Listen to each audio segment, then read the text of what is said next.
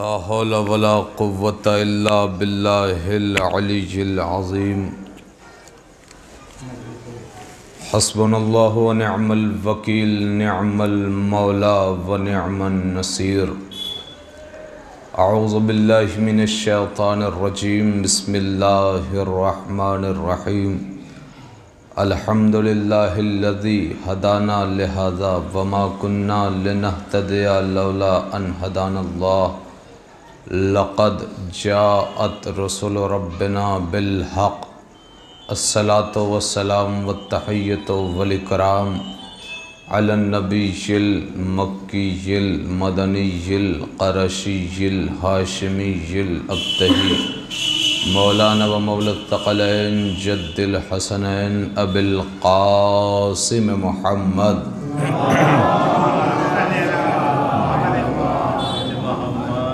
व आलिहि तय्यबीन ताहिरीन अल मासूमीन अल मज़लूमीन व लअनतुल्लाहि अला आदाइहिम अजमईन।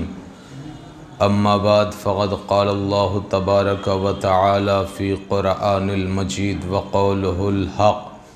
बिस्मिल्लाहिर रहमानिर रहीम। कुल्लु नफ्सिन ज़ाइक़तुल मौत। सलवात पढ़ें मुहम्मद।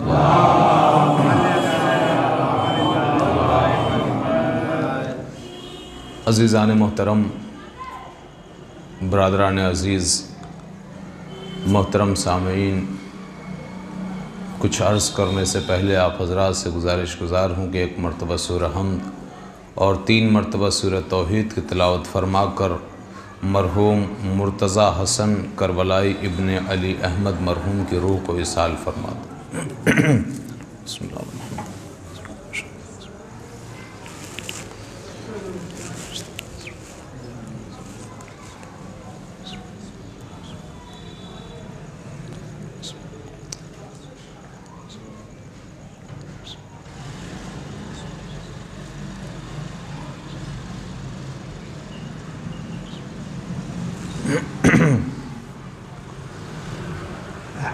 बर मोहम्मद व आले मोहम्मद सलावत।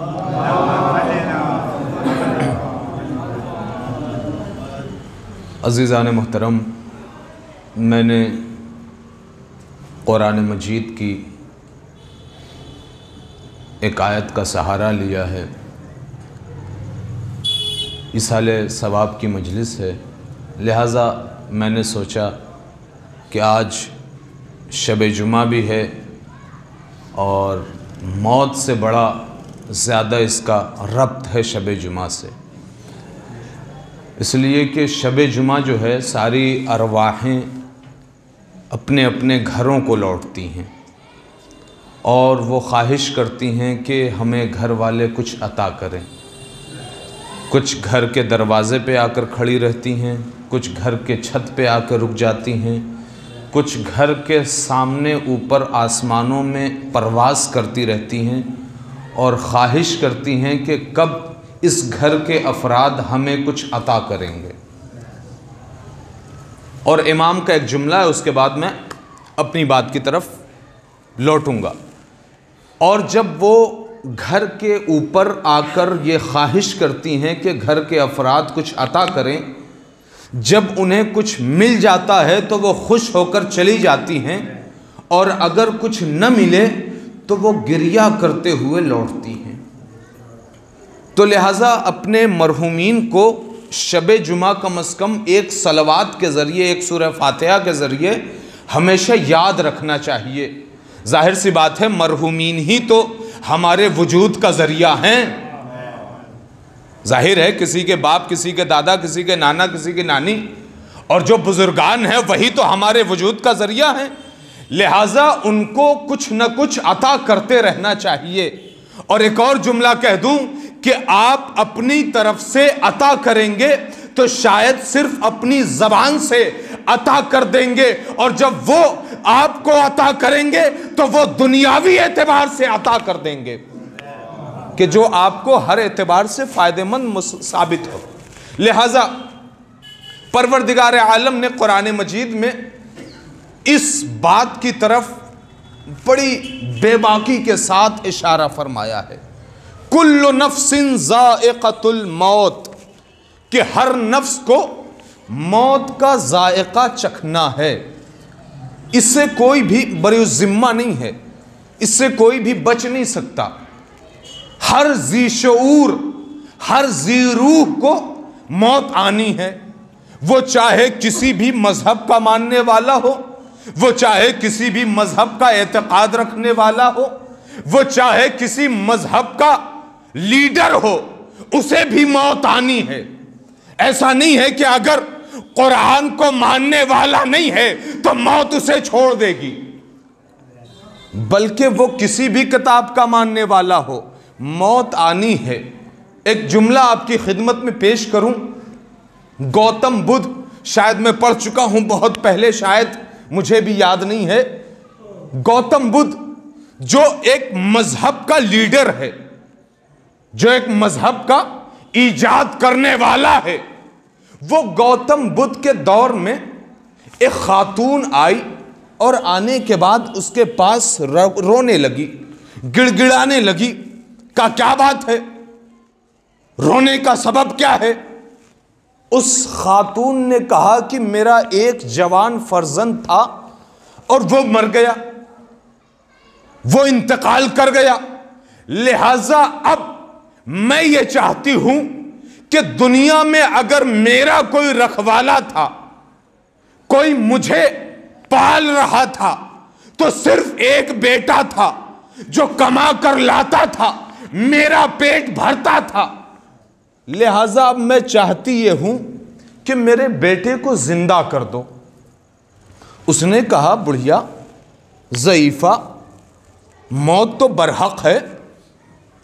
तवज्जो रहे किसकी जबान से ये जुमला अदा हो रहा है।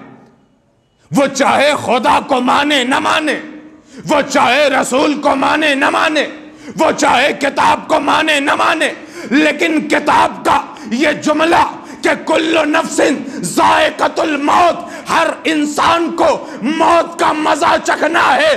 कोई भी मजहब का लीडर हो, किताब के इस जुमले को मानना होगा। किताब के इस जुमले को उसे मानना पड़ेगा। उसने कहा, ज़ईफ़ा, हर शख्स को मौत का मजा चखना है और मौत बरहक है, हर किसी को आनी है। जैसे ही उसने कहा तुम तो लीडर हो, तुम तो पेशवा हो और हम तुमसे बहुत सारी आस लगाए हुए हैं, लिहाजा अब मेरा कोई है नहीं इस जवान के अलावा और ये मर चुका है, मैं जिंदगी कैसे बसर करूंगी? तुम मुझे मेरा जवान बेटा अता करो। अब जाहिर सी बात है, उसका एक पूरा दरबार में मजमा था। जब उसने ये जुमला कहा तो उसने एक बात कही, और वो बात क्या है? उसने कहा, ए ज़ईफ़ा, ए खातून, ठीक है, मैं तुम्हारे बच्चे को जिंदा कर दूंगा, लेकिन एक शर्त है। कहा, बताओ शर्त क्या है? मुझे तो मेरा बच्चा चाहिए जो मेरे पेट को भर सके कमाई करके। शर्त बताओ। गौतम बुद्ध उसने कहा, देखिए, किसी भी मजहब और मिल्लत का लीडर हो, उसे भी पता है कि मौत बरहक है, मौत हर किसी को आनी है।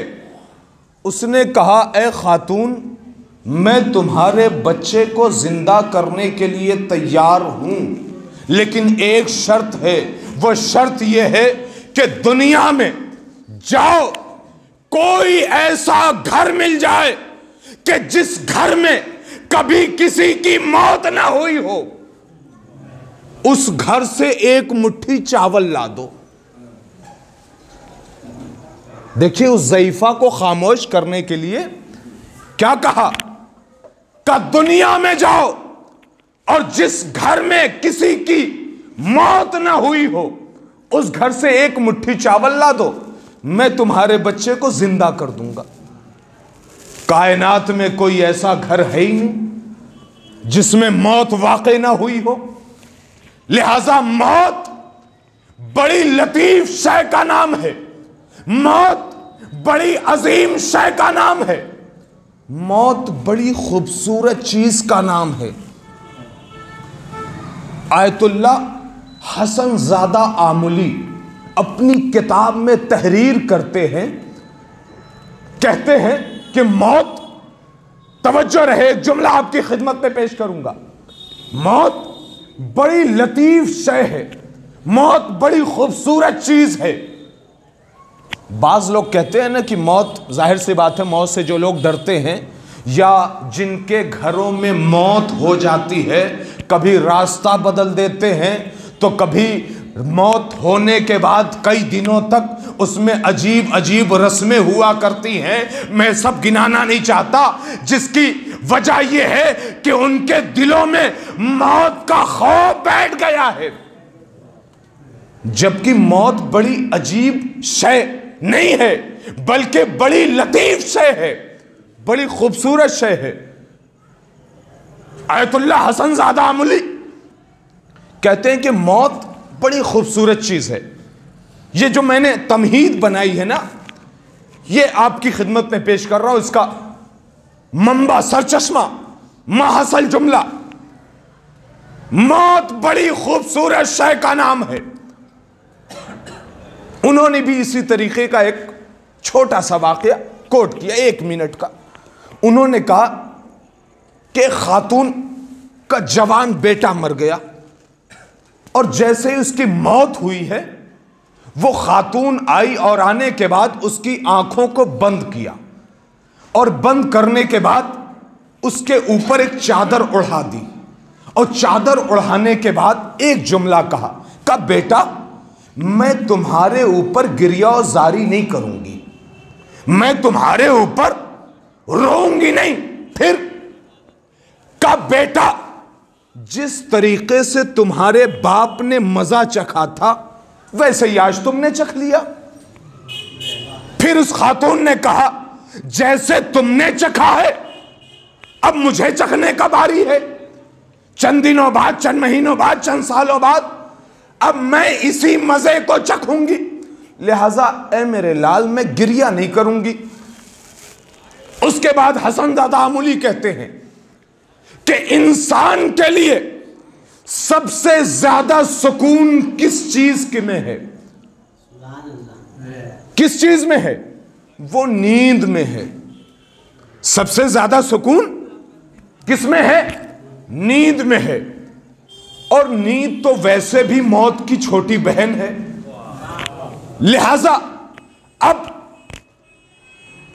नींद में सुकून है और नींद मौत की छोटी बहन है, लिहाजा फर्क क्या पड़ता है? या तो बिस्तर पर सोया जाए या कब्र में सोया जाए, फर्क नहीं पड़ता।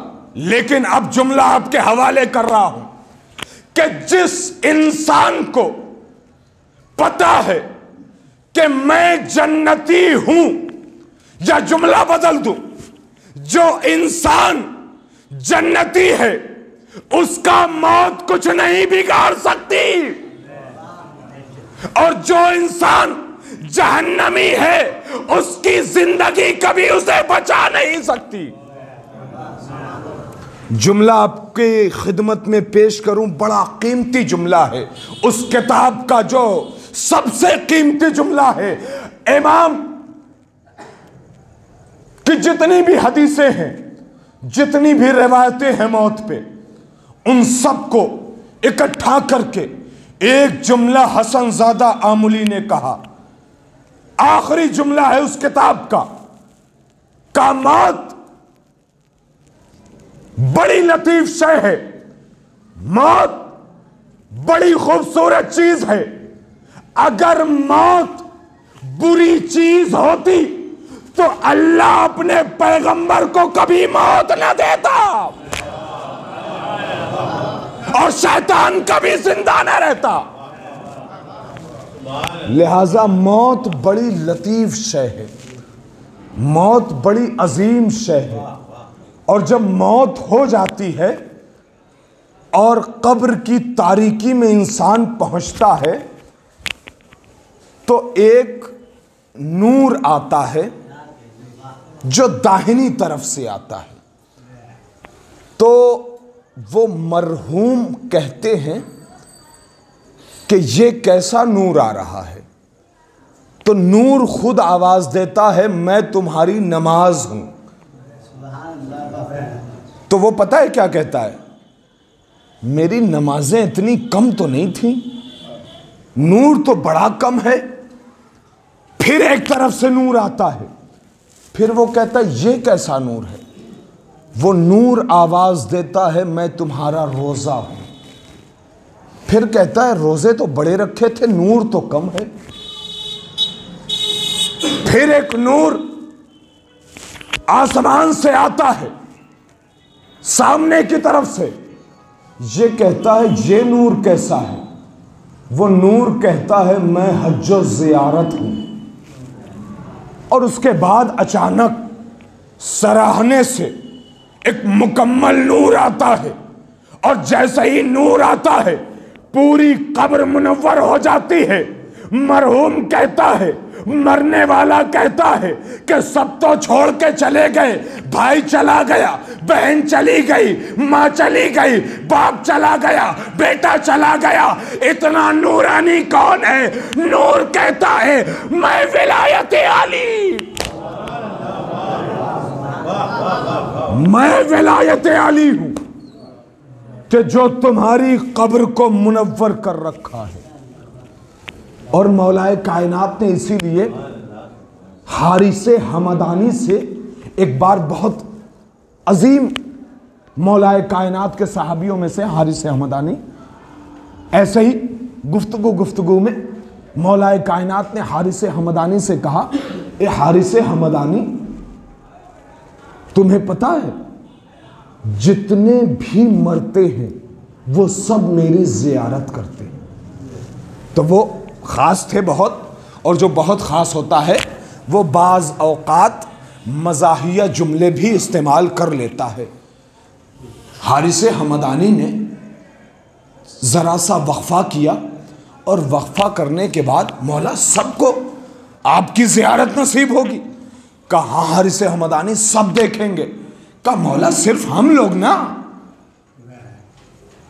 मौला ने कहा नहीं, सभी अफराद जो मरेगा। हारिसे हमदानी ने कहा मौला ये तो समझ में आता है कि हम आपको देखकर मसरूर हो जाएंगे, लेकिन आप सबकी कब्रों में आकर सबको जियारत करवाएंगे, ये समझ में नहीं आता। मौलाए कायनात ने एक जुमला कहा, तारीख में है, एतराज का मौका न मिलेगा, तारीख में है। मौलाए कायनात ने कहा हारिसे हमदानी, शायद तुम्हारी कब्र में मैं देर से आऊं, दूर से आऊं, लेकिन उनकी कब्र में जरूर आऊंगा। तारीख का जुमला है, मैं उनकी कब्रों में जरूर आऊंगा। हारिसे हमदानी ने कहा मौला क्यों, ऐसी क्या वजह है कि हमारे लिए आप देर भी कर सकते हैं और दूर से भी इशारा कर सकते हैं फरिश्तों को कि देखो ये अपना है, दुनिया से नया नया आया है, बड़ी सख्तियां झेल कर आया है, जरा सा आराम से। लेकिन आप कह रहे हैं कि गैरों के सामने तो जरूर जाऊंगा। मौलाए कायनात का जुमला सुने। मौलाए कायनात ने कहा कि अपनों के साथ शायद देर से पहुंचूं, शायद दूर से पहुंचूं, शायद, लेकिन मौला पहुंचेंगे। लेकिन गैरों पर फौरन क्यों? मौला ने कहा इसलिए कि दुनिया में जिसने इनकार किया है उनके सामने पहुंचकर कहूंगा कि अब आखिरत में अलीउन वलीउल्लाह पढ़ो। दुनिया में बड़ा इनकार किया है, आखिरत में कहां जाओगे? इसी चेहरे की जियारत करनी है। और उस वक्त समझ में आएगा कि हमने गलती कर दी, हमने गलती कर दी। और ये गलती करने वाले एक दो नहीं हैं, बेशुमार हैं। जिन पे बेशुमार लानतें भी होनी चाहिए, और आजकल एक नया नया जो बेशुमार लानतें अपने ऊपर ख्वाहिश कर रहा है, खुद अपनी जबान से कहता है कि मैं यजीद बनने के लिए तैयार हूं। अमा तुम यजीद बनने के लिए नहीं, बल्कि तुम यजीद दोहरा हो। वो यजीद, वो भी वही था, उसका बाप भी वही था जिसने कुरान की खिलाफ वर्जी की थी। उसका एक जुमला सुनाऊं, वो भी यही बोला था कि कोई कुरान नहीं आया, कोई वही नहीं आई, और इसने कह के कम से कम इतना तो बता दिया कि इसका रिश्ता अहले बैत से तो हरगिज़ नहीं, इसका रिश्ता उसी शाम के खंडर से है, उसी शाम के खंडर से है कि जिसने सबसे पहले कहा था कोई वही नहीं आई, कोई इस्लाम नहीं आया। और आज ये वसीम रुश्दी, ये वसीम लानती रिजवी कहना सही नहीं है, रिजवी कहना मुनासिब नहीं है, इसलिए कि उसने जब खुद कह दिया हमारे आखिरी मोहम्मद हजरत मोहम्मद मुस्तफा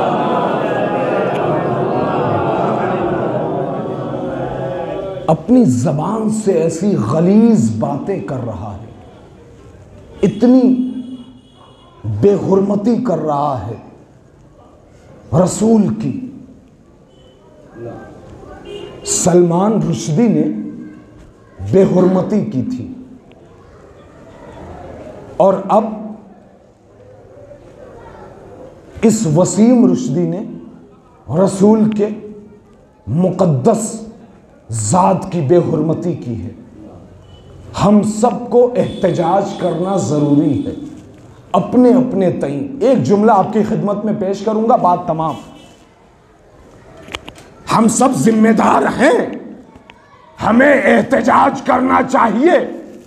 और अल्हम्दुलिल्लाह पिछली बार तो ज़रा सा लोग खामोश रह गए, लेकिन इस बार वाजिब है कि ज़बान खोलें, FIR दर्ज करें और इसके खिलाफ आवाज़ बुलंद करें। क्यों? इसलिए कि जब सलमान रुश्दी ने रसूल पर गलत बहतान लगाए थे तो एक अली का शेर उठा था ईरान से, और उसने कहा था कि इसको वाजिबुल कत्ल करार देता हूं, और उसके बाद उसे मुल्क बदर होना पड़ा, उसे मुल्क छोड़कर जाना पड़ा। और अब इस वसीम रुश्दी को दौर का जो भी, चाहे वो जिस एतबार से, माली एतबार से हो तो अपने माल से उसका साथ दे, लोगों का, कौम का। इल्म है तो अपने तजुर्बे से साथ दे, वकील है तो अपनी वकालत से साथ दे। जो जिस एतबार से साथ दे सकता है वसीम रुश्दी के कैफरे किरदार तक पहुंचाने में, वो हर एतबार से साथ दे। क्योंकि इस दौर में ये दौर सोने का नहीं है, ये दौर गफलत से बेदार होने का है, ये दौर ख्वाबे गफलत से उठ जाने का है। और परवरदिगारे आलम ऐसे लोगों को जरा सा छूट देता है, ऐसा नहीं इसी को छूट दे रहा है, अल्लाह ने हमेशा छूट दी है, रस्सी को ढील किया है। लेकिन अल्लाह भी हमेशा नहीं रोकता, अल्लाह भी हमेशा रस्सी को ढील नहीं करता। एक वक्फा आता है, एक इंतहा होती है कि जब फिरौन जैसे को भी नील में गर्क करके बताता है कि देखो एक वक्त आता है जब मेरे भी सब्र का पैमाना लबरेज हो जाता है। लिहाजा हम दुआ भी करेंगे, आवाज भी बुलंद करेंगे, और अल्हम्दुलिल्लाह इस वक्त हर शियाने हैदर कर्रार एक्टिव है इस एतबार से कि वसीम रुश्दी को, उसके किरदार को जो उसने पेश किया है, मलऊन वसीम, उसको उसकी सजा मिलनी चाहिए। हुकूमत से अपील है कि हुकूमत भी साथ दे उम्मत मुस्लिमा का, इसलिए कि उम्मत मुस्लिमा का दिल मगमूम है, क्योंकि उस उम्मत के बाप के शान में गुस्ताखी हुई है। लिहाजा हुकूमत जान ले कि इनका दिल जो दुखा है उसे हुकूमत सजा देकर इनके दिलों को सुकून अता करे।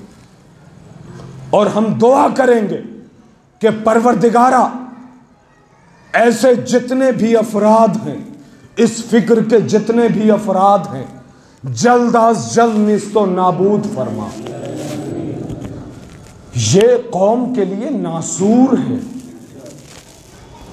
कौम के लिए ये नासूर है। जाहिर सी बात है, हम तो क्या, हमारे बुजुर्गान ने उसका बायकाट किया है और बायकाट करने का हक है और करना भी चाहिए, और जिसने नहीं किया उसने हक़ रसूल अदा नहीं किया, उसने हक़ इमाम अदा नहीं किया, उसने हक़ कुरान अदा नहीं किया।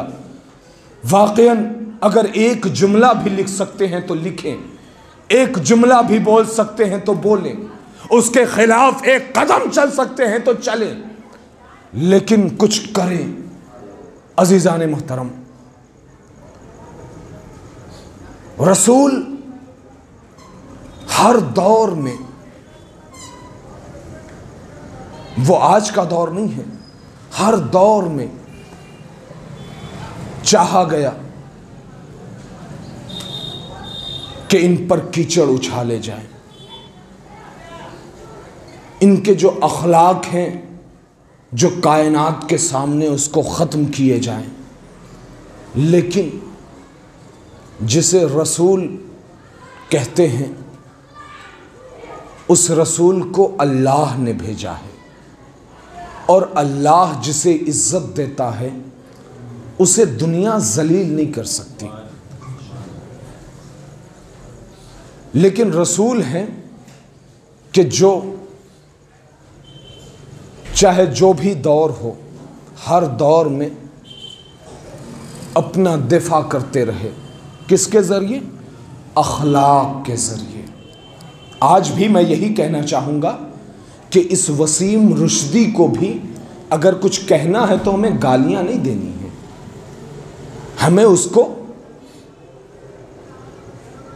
नजिस जानवरों से खिताब नहीं करना है, बल्कि हमें जो रसूल ने पैगाम दिए हैं, जो रसूल ने अखलाक दिया है, उसी अखलाक के एतबार से इसका बॉयकाट करना है, इसके खिलाफ गुफ्तगू करनी है।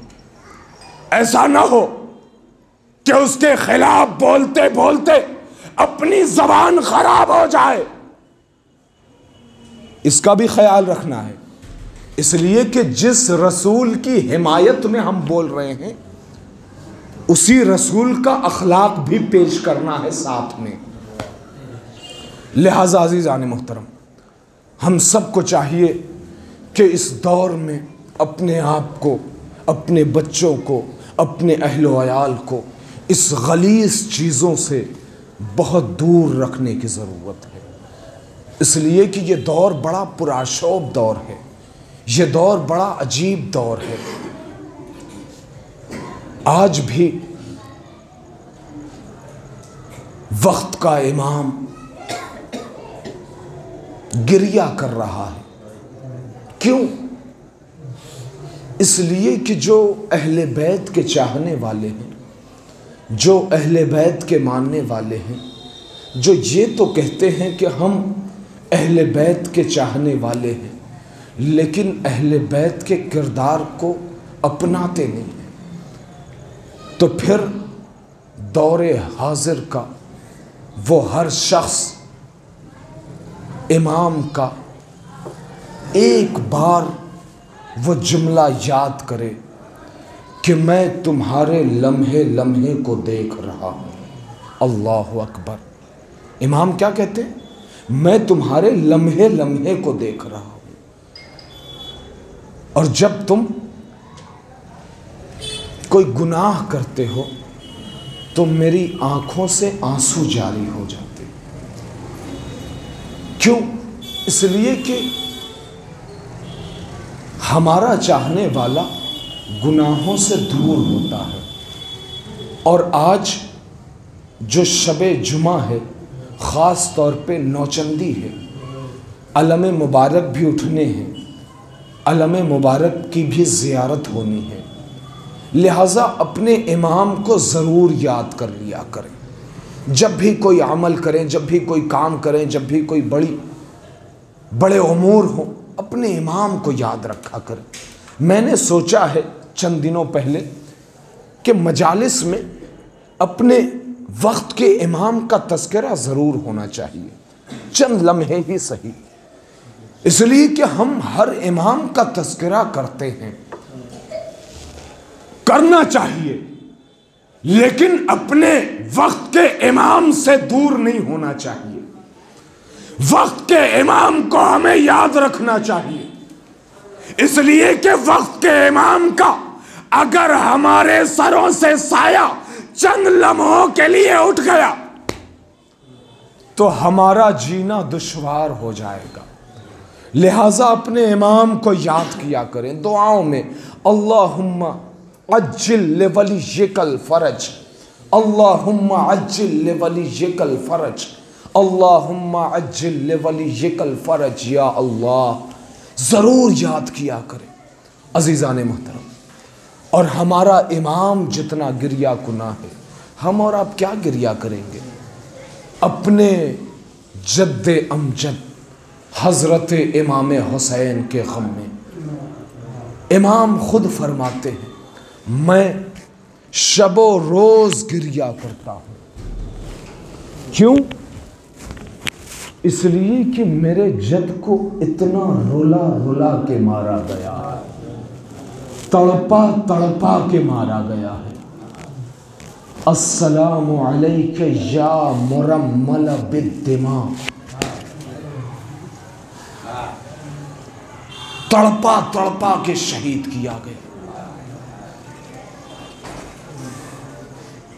वो इमाम कि जो इमाम हुसैन के गम में इतना गिरिया कर रहे हैं। अलम मुबारक आएगा, चंद जुमले मसाइब के पढ़ूंगा, ज़्यादा वक्त नहीं लूँगा, बस मसाइब के जुमलों को दर्क कर लीजिएगा। इमाम फरमाते हैं कि मैं सबसे ज़्यादा उस जुमले को पढ़ कर रोता हूँ कि जब मेरे जद हुसैन का सर नेज़े पर था। जुमला दकीक है और शिम्र लेकर आगे बढ़ रहा है और सरे इमाम हुसैन से आवाज आ रही है, लबे हुसैन से आवाज आ रही है, अलाताश अलाताश अलाताश, मुझे प्यासा मारा गया, मुझे प्यासा शहीद किया गया।